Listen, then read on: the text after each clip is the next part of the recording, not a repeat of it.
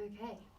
At what point did you and Jim first discuss the idea of your playing Renal in The Way of Water and the subsequent Avatar sequels? So Jim first mentioned the possibility to me quite a long time ago. It was either 2014 or 2015. We had to attend an event together, and the night before we spoke on the phone, and we chat, and at the end he said, and at some point we have to get you big and blue. And I thought, God, that sounds great. So he sort of planted the seed then.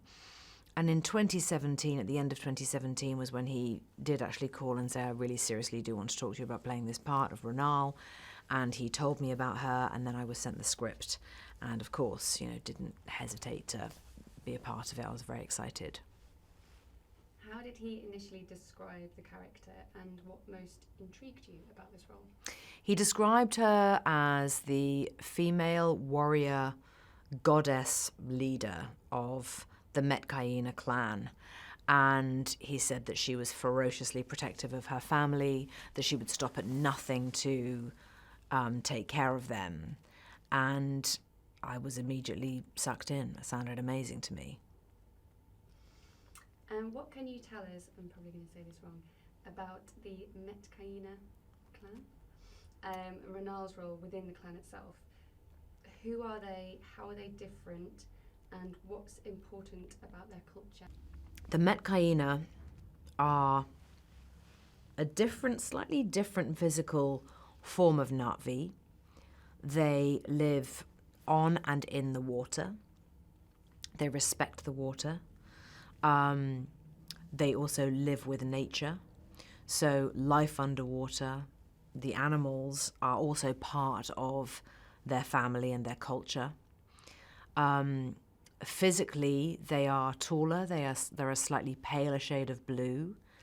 They have a sort of an extra piece on their forearm, which almost resembles a fin for power in the water. Their tail is thicker for thrashing through the water at speed. Renal is the female leader alongside Tonawari, her husband, but really it is Renal who makes the decisions, calls the shots, which is fantastic. How would you characterise Renal's attitudes towards the Scully family initially, and how does her perspective then evolve over time? So Renal really does see Jake and Neytiri and their children as intruders. Physically, she frowns on them. She thinks that they look physically incapable of survival within their culture. She doesn't believe that they will be able to adapt to the Metcaina way of life, and she's extremely resistant to welcoming them in. But it's not because she isn't kind-hearted or compassionate. It's because she is afraid of threat, and she's afraid of change.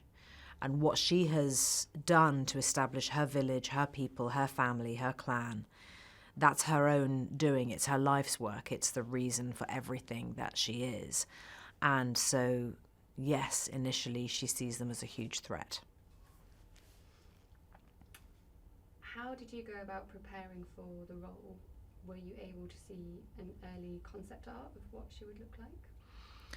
So yes, I saw a lot of early concept art, which was enormously helpful to get an idea of her physical self. She's also pregnant, the character. So to see what that would look like and physically how that would change how I moved as a Na'vi. Obviously, I've been a pregnant woman 3 times, so I know exactly what that's like.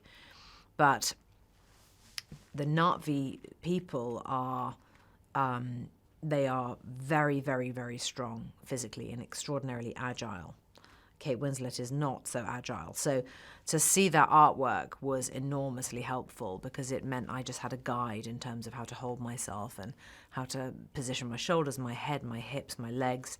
And I was really excited to see how I would truly morph into that character. And I still haven't seen the film, so I'm enormously excited to see how it's come together.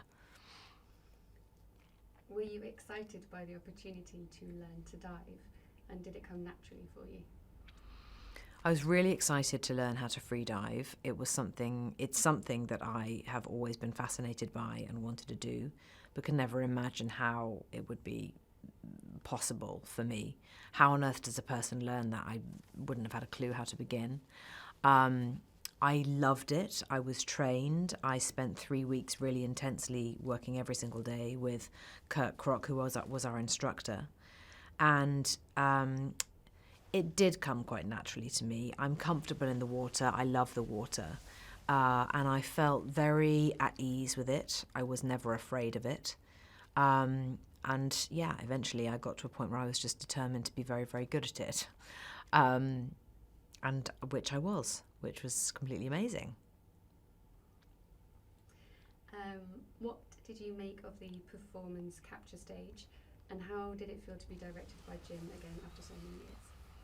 The performance capture stage is fascinating. I mean, in many ways, it's extremely simple. It almost feels like acting in some kind of a sports hall or something.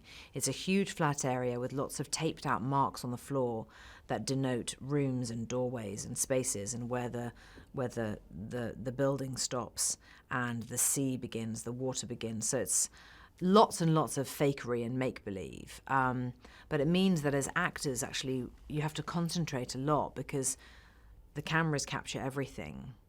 The helmet cam picks up every single one of your facial features, your muscles. Every tiny, tiny movement is seen and utilised. So actually, it's a very pure form of acting, I found. You can't hide behind anything. And working with Jim again was just fantastic. I mean, the guy is a complete genius, and this is very much his baby. And it's just remarkable. How does he do it? It was wonderful to be a part of it.